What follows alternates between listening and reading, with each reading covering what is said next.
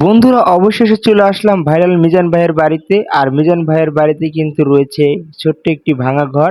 তো ভাই আমাদেরকে তার গাছ থেকে একটি ডাব কেটে এনে ডাবটি কেটে খাওয়াবে। তো আমাদের সাথে কথা বলছে। তো আমরা আপনাদের দেখাচ্ছি যে সে কতটা হাসি খুশি।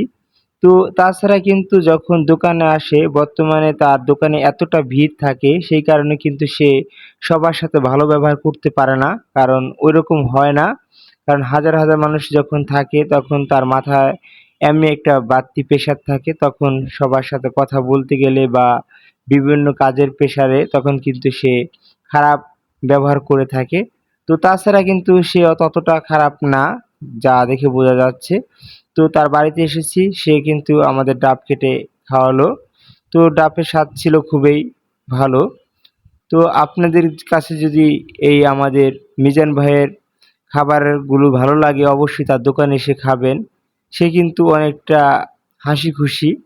আর যখন দোকানে থাকে তখন বদমেজাজি, তখন কিন্তু খারাপ আচরণ করে, সেটা তো আপনারা দেখতেই পাচ্ছেন।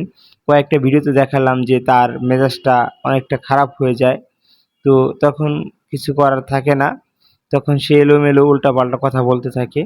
আর আসলে কি, যখন ভাইরাল হয়ে যায় তখন ওই মানুষটা কিছু খারাপ কথা বলবে, এটা মেনে নিতেই হবে।